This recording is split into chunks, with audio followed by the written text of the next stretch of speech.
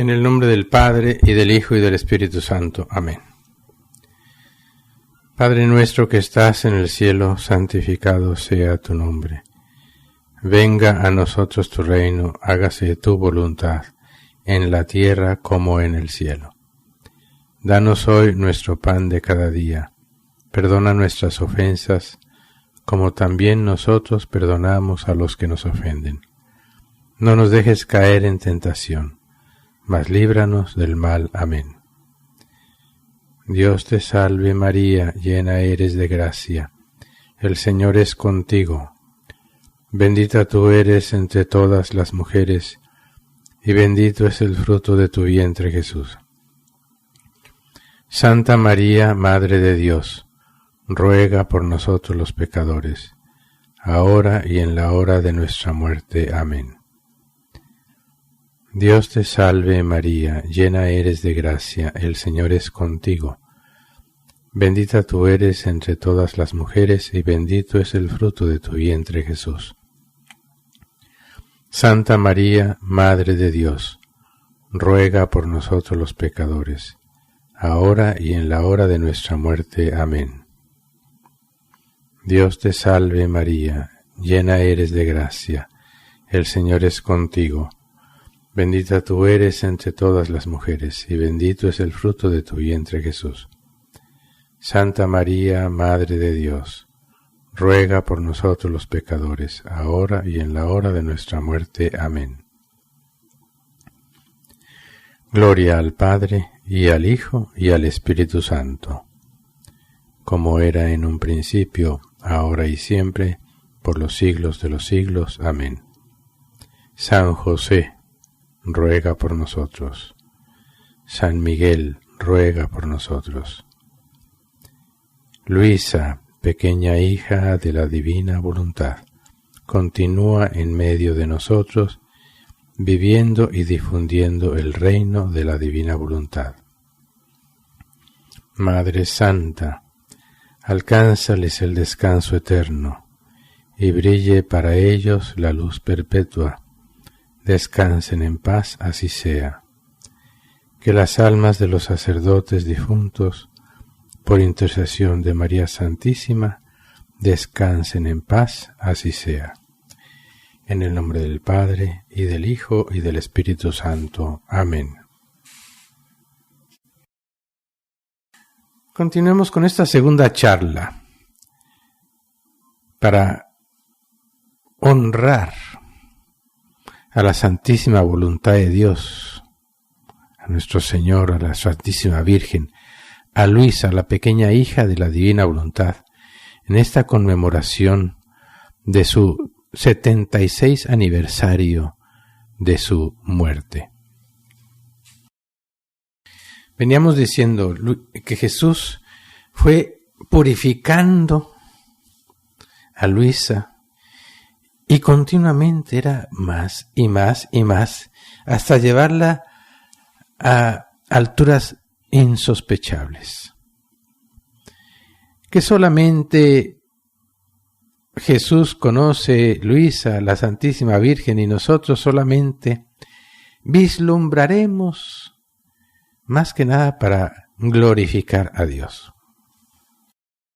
para darle gracias por habernos dado, así como nos dio a la Santísima Virgen María, habernos dado a Luisa, la pequeña hija de la Divina Voluntad.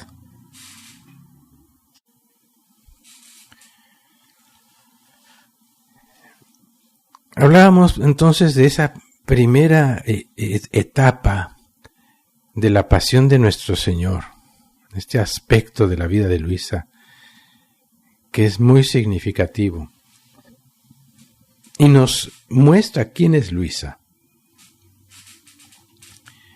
Fíjense que Luisa no solo oraba la pasión del Señor, sino que también la sufría. Aquí sí debemos decir tanto cuanto a criatura es posible, pero fíjense bien, muchas veces que se dice tanto cuanto a criatura es posible, nos imaginamos a lo humano las cosas. Pero pensemos que Dios puede darle una capacidad a nuestra humanidad inmensa, como la humanidad misma de Jesucristo. Estamos hablando ya del campo sobrenatural de lo divino, donde lo humano calla. Y por eso es que, humanamente, la mayoría no entiende, ni siquiera logra imaginarse estas alturas.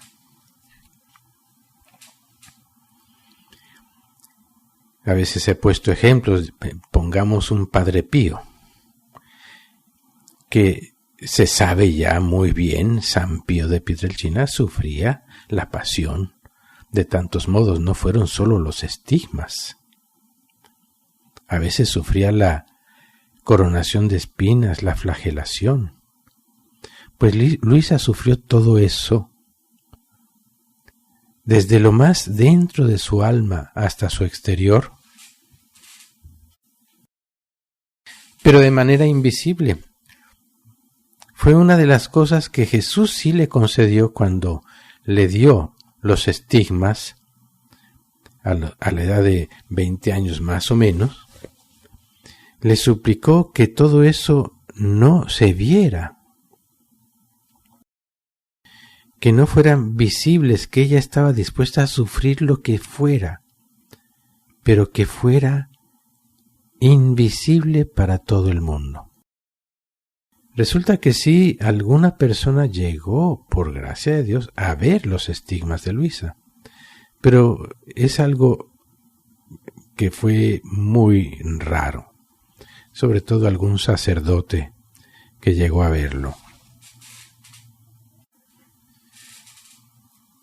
Entonces Luisa no solo oraba la pasión, sino que la sufría constantemente. Había temporadas en las que no sufría y Luisa se quejaba con el Señor: mira, Jesús, que ya no me quieres, porque ya no me das el pan del sufrimiento. Como muchos santos siempre han amado la cruz y la desean, así también Luisa. Eso sucede cuando empezamos a conocer mejor a Dios y nos vamos adentrando ya en la verdadera vida espiritual.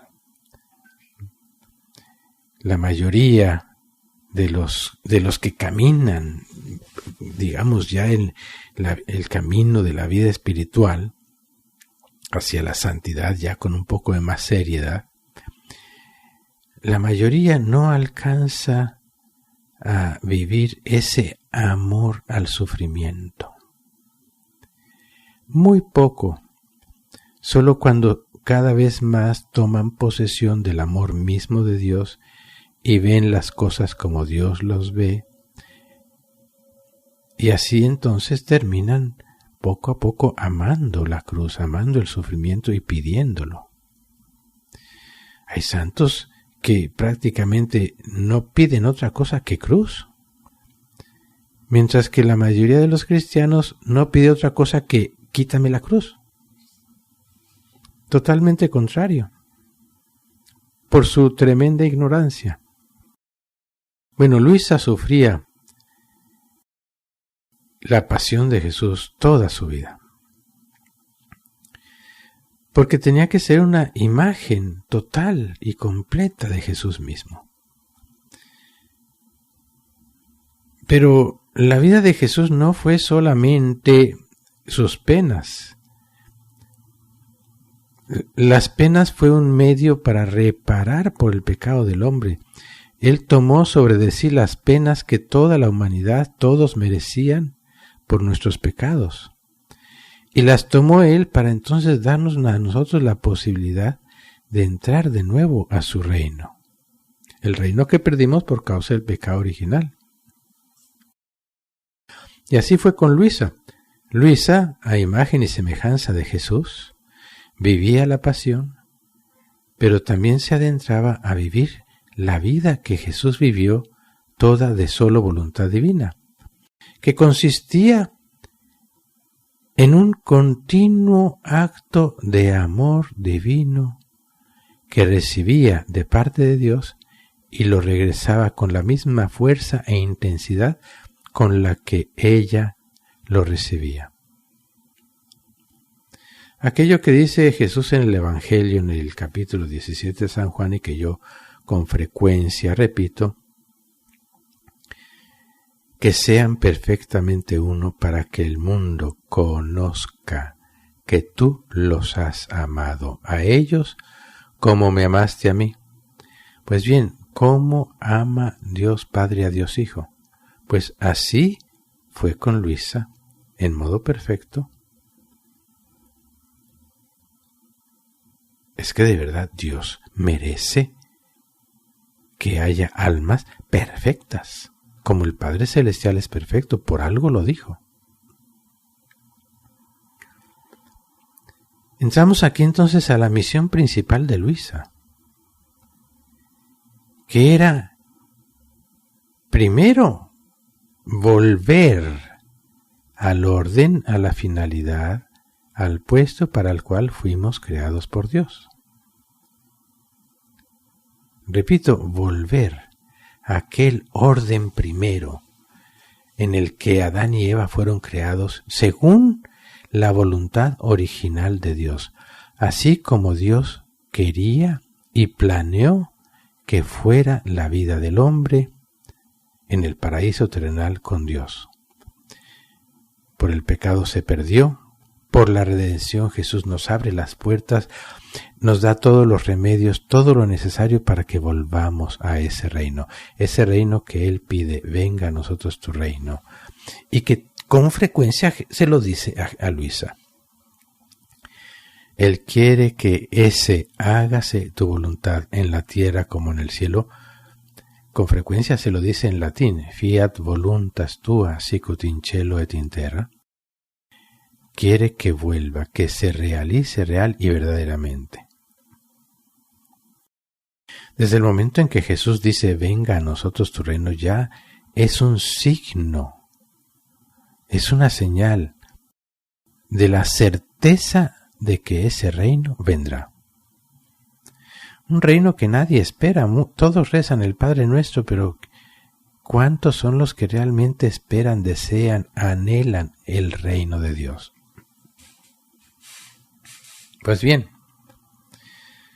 esta es la misión principal de Luisa. Todo confluye, todas las gracias con las que Dios la fue preparando, la fue formando, purificando, era para llevarla a este punto. Y lo que muchos podrían pensar que llegó a esa santidad, pues no. Haber llegado a esto llegó al principio. Ahora sí, iba a vivir aquello para lo cual Dios la creó. Una vida continua en la divina voluntad, en el reino de Dios. Continuamente, sin interrupción, hacer la voluntad de Dios como en el cielo, así en la tierra.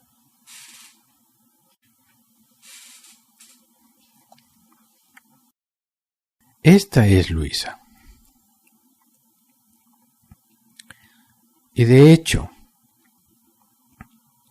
desde que Jesús vino y estuvo con nosotros hace 2000 años, su voluntad, lo que Él tenía en mente, no era otra cosa que el reino de su voluntad. Y todo lo que hizo y todo lo que ha hecho a lo largo de estos siglos en la Iglesia, a través de los santos sobre todo, es para llegar a este punto de establecer el reino de su voluntad. Llegado el momento, así como en algún momento escogió a la Santísima Virgen María, desconocida para todos, y la escogió y la formó, la creó, la concibió inmaculada, y desde ese momento, sin que nadie supiera nada, fue estableciendo una comunión, una unidad, así como el Padre y el Hijo son uno, en la Santísima Virgen María, hasta que la hace madre suya, igual y nadie supo nada. Solamente llegado un momento lo supo José, San José, Santísimo José. Lo supieron los pastores, lo supieron los Reyes Magos y ya, y más nadie. Luego vivió una vida oculta. Igual sucedió con Luisa. Todo lo que vivió externamente era extraordinario, suficientemente extraordinario para que al menos le pusieran a un sacerdote que la fuera llevando. Pero lo que vivía en su interior era un reproducir la vida interior de Jesús, reproducir la vida de Nazaret, en la que externamente todo fue totalmente normal, semejante a todos, pero en su interior totalmente divino. A ese punto quiso llevarla Dios. Y entonces ya hacer vida en la voluntad de Dios, en este reino de Dios. Como Jesús y María Santísima, como Adán y Eva antes del pecado. ¿Y en qué consistía esta vida? ¿Qué fue lo que Jesús y María Santísima hicieron? Todo el amor, fíjense bien, esto lo he dicho muchas veces y lo repito, porque es muy importante. Todo el amor, todas las gracias, todos los bienes, beneficios, etcétera, todo, lo que Dios, como Dios puede y quiere dar, y quería darle a cada criatura desde el principio, gracias infinitas, de valor infinito.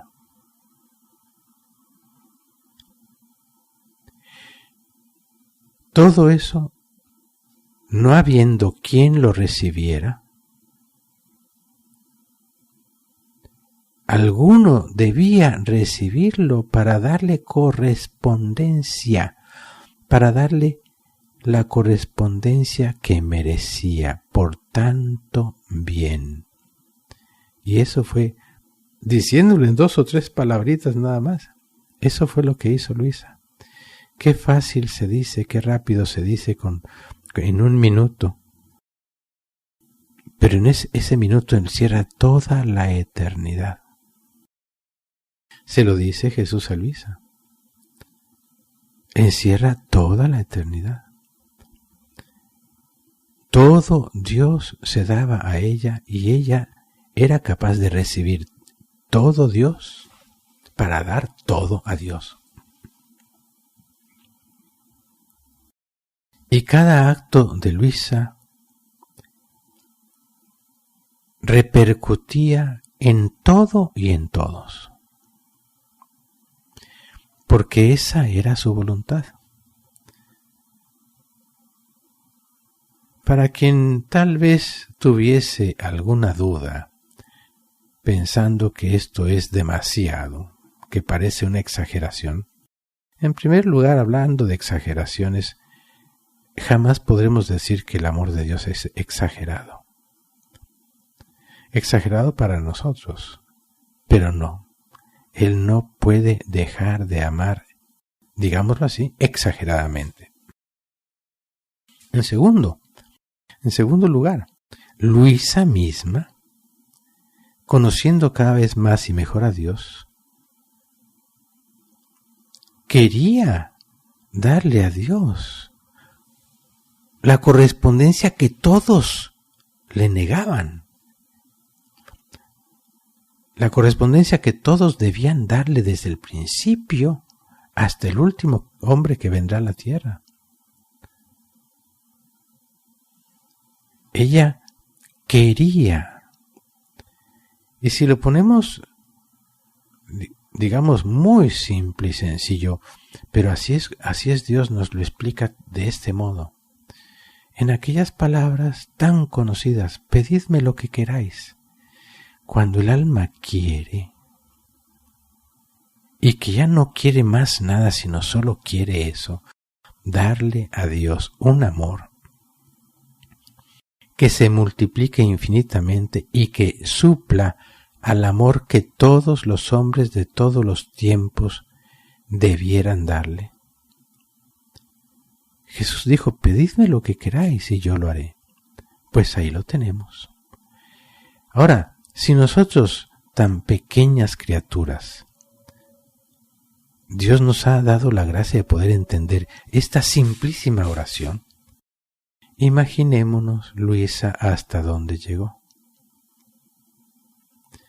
Porque nosotros, desafortunadamente, por nuestra todavía dejadez y tibieza, podemos decir esta oración y Jesús la toma en cuenta, pero no la estamos viviendo continuamente sin cesar. Ese orad sin cesar.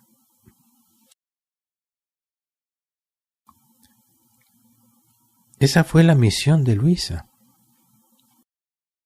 Y de ahí viene otro libro que Luisa escribió también por obediencia, que se llaman Los giros del alma en las obras de la divina voluntad.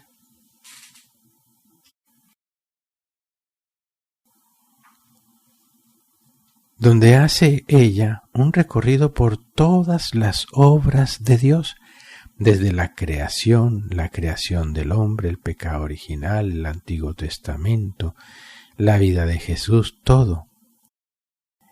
Más que nada como para darnos una idea de cuál debe ser nuestro deber. Es solo un A, B, C.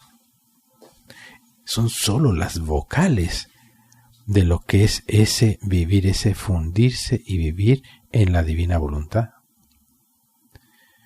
Tanto el reloj de la pasión como los giros del alma, como tantísimas oraciones y todos los capítulos que hablan de todo esto, todo eso es solamente el ABC.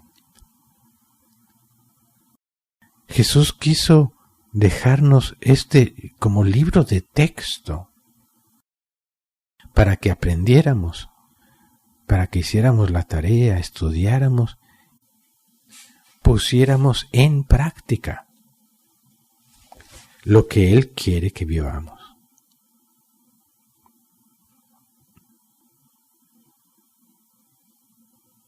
Dentro de todo esto hay muchos aspectos tremendos, bellísimos de la vida de Luisa. Tenemos, como decía, todo esto de la pasión de Jesús, que se prolonga durante toda su vida. Como decía, hay muchos capítulos en sus escritos, que hablan específicamente de la pasión, y son de lo más sublimes que hay. Asimismo, todo lo que es en torno al reino de la divina voluntad.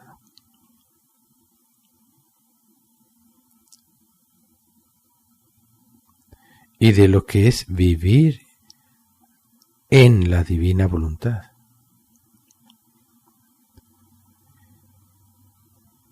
Aspectos externos que nos ayudan un poco a no tener reservas en comprender, en asimilar la altísima santidad de Luisa, pues está, por ejemplo, el que no comía, el que no dormía, este otro de meditar todo el día la pasión durante toda su vida.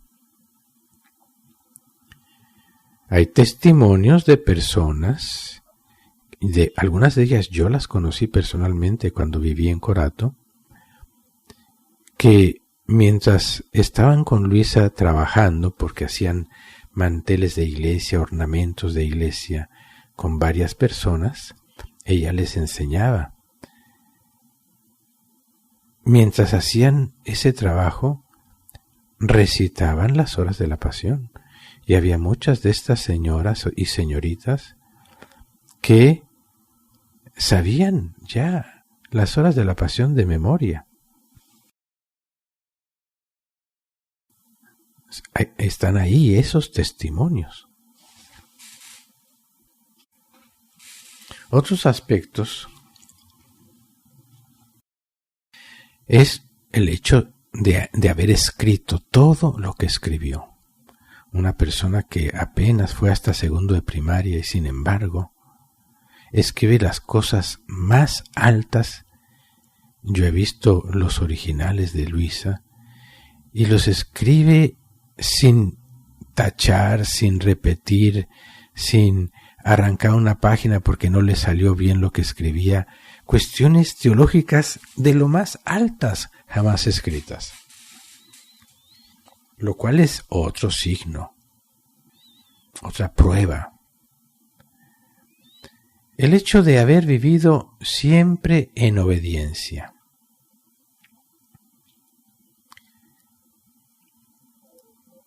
Y que la Iglesia haya permitido que se celebrara la Santa Misa en su casa, cosa que era sumamente extraordinaria. En estos tiempos ya no es tan extraordinaria. Hasta no hace mucho las misas en los hogares eran incluso frecuentes. Pero últimamente, los últimos años, pues sí, los obispos han venido prohibiendo ya que se celebre la misa en los hogares. Porque ha habido muchos abusos y muchas cosas que no están bien. A Luisa se le concedía este permiso desde la Santa Sede. El permiso tenían que obtenerlo en la Santa Sede en el Vaticano. Y se le concedía. Y por tanto el sacerdote tenía que ir todos los días nada más para celebrar la misa para ella y la mamá mientras vivió y la señorita que asistió a Luisa toda su vida, Rosario Bucci. Y tal vez alguna otra señorita que se encontrara ahí en el momento. Hubo otros sacerdotes como San Aníbal María di Francia, que llegaron a celebrar también la misa en su casa. Algo totalmente extraordinario. Hoy no se ve, repito, extraordinario porque ya lo hacen tan fácilmente, pero en aquel tiempo era solo con una autorización desde la Santa Sede. El hecho de que Luisa dependía totalmente del sacerdote para salir de lo que llamaba ella su estado habitual. Ella en sus escritos repite frecuentemente, casi siempre, no siempre, pero casi siempre, encontrándome en mi estado habitual. Inicia así casi siempre cada uno de los capítulos de sus escritos. Y se refiere sobre todo a dos puntos. El estado habitual de estar siempre en cama.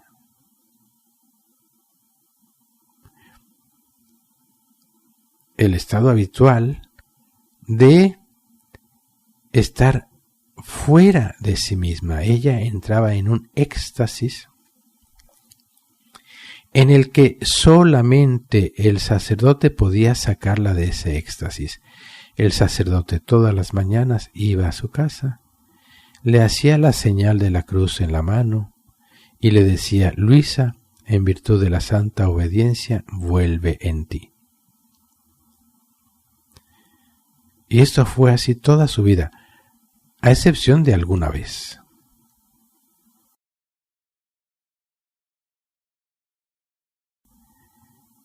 Entonces Luisa casi siempre ya por la noche, cuando empezaba a escribir lo que había vivido durante el día o la noche anterior, entraba en ese éxtasis, nuestro Señor se llevaba su alma y se la llevaba a mirar el mundo entero. A veces se la llevaba al cielo, otras veces incluso al purgatorio, y alguna vez le hizo ver el infierno. Le hacía ver el pasado, el presente y el futuro. Muchas veces le hizo ver y estar ahí presente durante su pasión, así como sucedió. Estuvo ahí cuando Jesús nació. Ella vio cómo Jesús salía del seno de la Santísima Virgen María. Me llamó mucho la atención cuando yo leí eso, porque yo había leído previamente de otro santo, no recuerdo cuál, que había visto en una visión el nacimiento de Jesús, pero lo que vio fue que la Virgen María en un cierto momento empezó a emanar luz, y era tanta la luz que no se podía ver más nada, como cuando tú ves el sol, no puedes ver nada. Y de pronto la luz empezaba ya a despejarse, y ya encontró al niño Jesús en los brazos de la Virgen. Pues resulta que Luisa empieza a ver esa luz, pero puede ver a través de la luz. Vio cómo todo era luz purísima, resplandecientísima, y vio cómo el niño Jesús luz salió de la Santísima Virgen luz y se puso en los brazos de la Virgen. Un ángel lo tomó y lo puso en los brazos de la Virgen. Y dice Luisa que ella en algún momento era tanto su éxtasis, su ímpetu de amor, que quiso tomar al niño incluso antes que la Virgen, pero el ángel le dijo no, primero es la Virgen. Y a ella se detuvo, obedeció, y ya con el niño Jesús en sus brazos, esa luz empezó a disiparse también. Así vio muchos pasajes de su pasión, etc. Entonces Luisa salía de su cuerpo, su alma salía del cuerpo. Fíjense bien, hay que entender esto. Pensemos, cuando una persona muere, su cuerpo muere, pero su alma no muere. El alma tiene la misma forma de nuestra humanidad, de nuestro cuerpo, pero es espíritu puro. Un día, el día de la resurrección de los muertos, nuestros cuerpos todos resucitarán, así como resucitó el cuerpo de Jesús, y se unirán a nuestras almas. Pero nuestros cuerpos serán ya espirituales. Un misterio. El único modo de explicarlo es la resurrección misma de Jesucristo. Que su cuerpo muerto,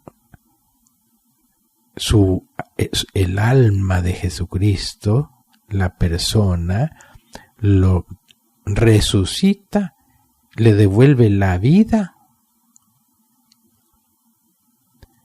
y empieza a vivir una vida totalmente sobrenatural, espiritual. ¿Ven? Son cosas que hay que contemplar, ¿no? Pues bien, Luisa salía de su cuerpo y luego no podía volver por sí misma, sino hasta que el sacerdote, repito, le daba la obediencia de volver en sí. Jesús le dice a Luisa que así es como él quiere, porque Luisa repetidamente le dice, ¿por qué no podemos dejar eso entre tú y yo? cuando tú ves que ya, entonces yo me regreso a mi cuerpo y ya. Pero Luisa no podía, porque Jesús quería que fuera solo por medio del sacerdote. Cuando empezó este fenómeno, que ella era joven, lo escribe en el volumen primero, y de eso yo hablé mucho el año pasado. Los sacerdotes no daban crédito, no creían que estaba enferma, eso no les gustaba, había algo que no estaba bien. Y había veces que la dejaban en ese estado hasta 20 días. Además, en ese estado ella quedaba como una piedra. Era un éxtasis especial porque en ese estado también ella sufría las penas de la pasión, real y verdaderamente. Estos son algunos de los aspectos de la vida de Luisa para conocerla. Un poco se conoce por fuera, pero para que entremos por dentro, imaginémonos si eso hizo Dios exteriormente para que pudiésemos verlo, ¿cómo habrá sido el interior del alma de Luisa? Santísima. Llegará un momento, un día, digo yo, que así como decimos de la Virgen, la Santísima Virgen María, llegaremos a decir también la Santísima Luisa. Con la conciencia clarísima de que no estamos poniendo al mismo nivel a Luisa y a la Santísima Virgen María. Como es clarísimo que no ponemos al mismo nivel a San José y a la Santísima Virgen María. Y sin embargo, San José, santísimo, por Dios.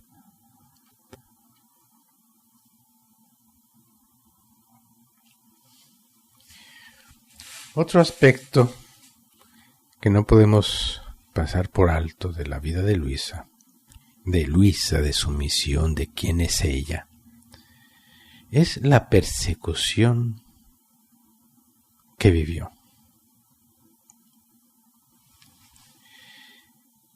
Ya desde que empezó a vivir en la cama, es decir, desde los 20 años, ya en ese tiempo ya empezaba una persecución fuerte.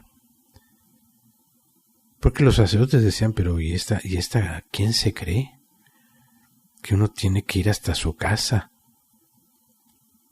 ¿Que se cree santa o qué? Y quién sabe cuántas más cosas.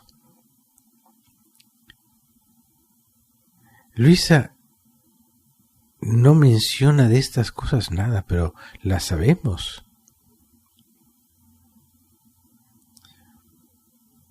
Ella no guarda ningún rencor, no guarda nada acerca de todas estas cosas. Muy poco habla de todo esto. Su mente está centrada solo en amar a Dios.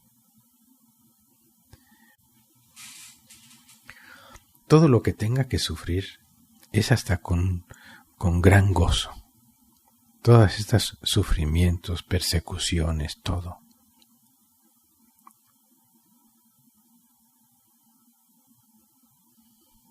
Pero como decía, ya desde el principio empezó a sufrir. De hecho, si vamos más atrás, cuando era muy pequeña, el demonio quería molestarla. Le dice Jesús un día, y esto lo escribe ella por obediencia, que el demonio sospechaba que Dios, que Él la había escogido de manera especial para una misión única. Y lo sospechaba, pero no sabía a ciencia cierta porque no lograba ver. Pero igual intentaba hacer la vida imposible.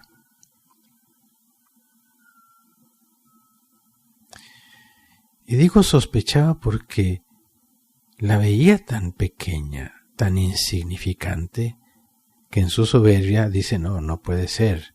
Dios no puede escoger a un alma así tan ignorante.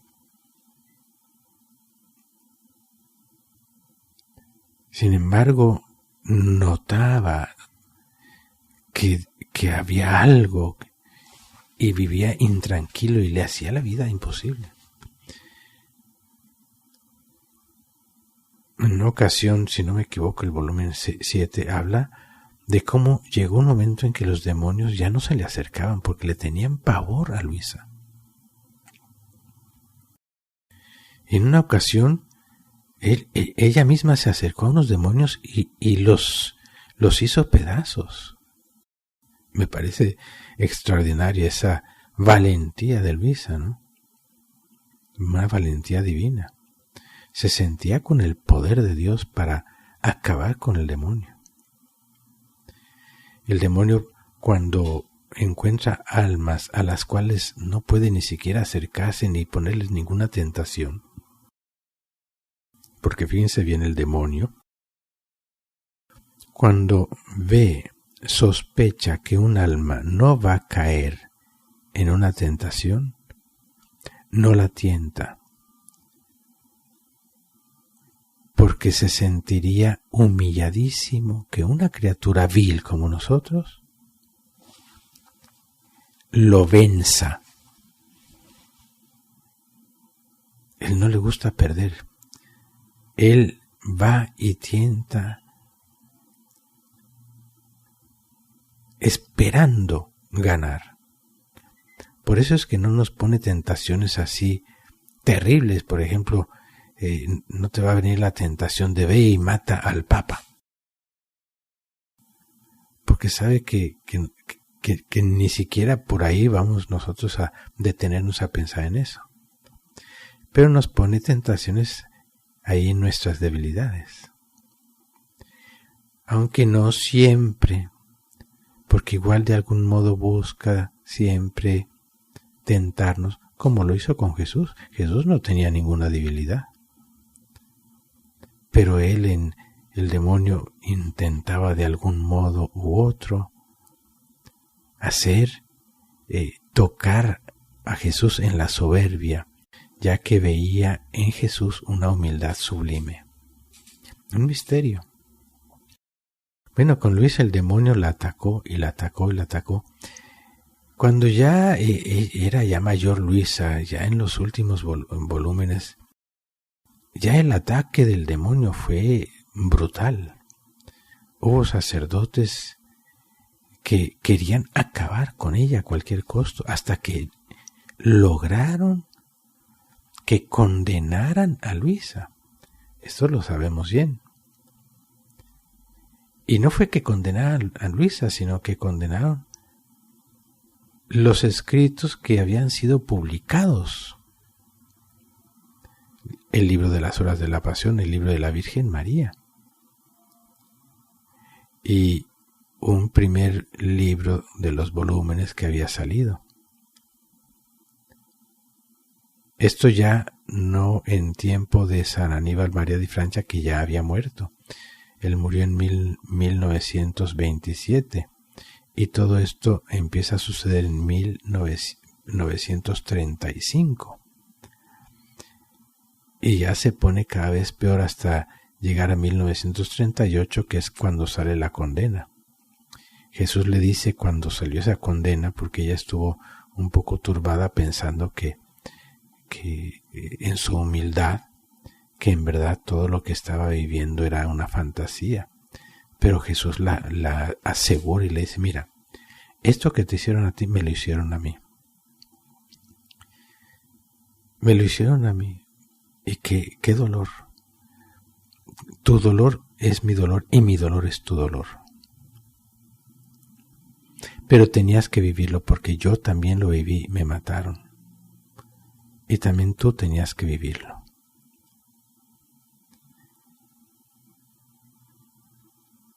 Fue así que ella dejó de escribir, ya no le dieron más la obediencia de escribir.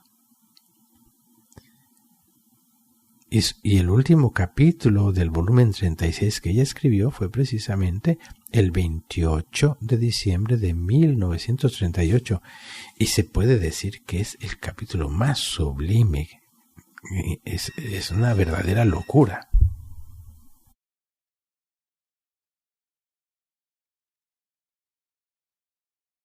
En fin, fue una persecución salvaje a la que Luisa respondió de una manera increíble, con una paz y una serenidad tremenda. Hubo 2 o 3 días que estaba como un poco turbada. Y Jesús se lo dice. Pero luego ya se calma y vive todo aquello con una paz infinita. Y siguió adelante. Tan es así que, fíjense, había unos enemigos desde el Vaticano, porque todo eso fue desde el Vaticano. La condena vino del Vaticano, sin embargo, del Vaticano también continuaron dándole el permiso de que el sacerdote fuera y le celebrara la misa en su casa. Porque en el Vaticano había algunos sacerdotes terribles, pero había otros buenos. El demonio no dejó de molestarla, pero ella siguió adelante. Siguió adelante siempre. Hermanos, he tratado de darles a conocer más a Luisa para que la amemos, la apreciemos, crezca nuestra devoción como con la Santísima Virgen María crezca nuestra devoción a Luisa. Recurramos a ella, pidámosle a ella que nos dé el reino de la divina voluntad, que es también su reino que conquistó con duras penas, como la Santísima Virgen María, como nuestro Señor Jesucristo. Pidámosle de todo corazón, pidámoselo.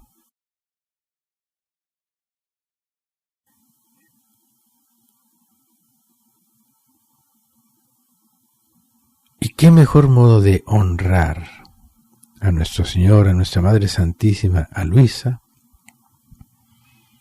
que proponiéndonos un vivir cada vez con más seriedad en la divina voluntad? Renunciar al mundo, al demonio, a la carne, una renuncia real, completa, y vivir solo de voluntad de Dios. Pidámosle esta gracia a nuestra Madre Santísima, Luisa, la pequeña hija de la divina voluntad, a nuestro queridísimo San José.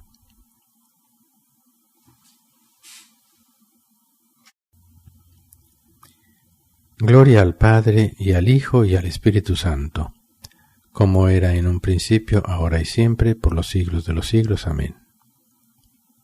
San José, ruega por nosotros. San Miguel, ruega por nosotros. Luisa, pequeña hija de la divina voluntad, continúa en medio de nosotros viviendo y difundiendo el reino de la divina voluntad. Madre Santa, alcánzales el descanso eterno, y brille para ellos la luz perpetua. Descansen en paz, así sea. Que las almas de los sacerdotes difuntos, por intercesión de María Santísima, descansen en paz, así sea.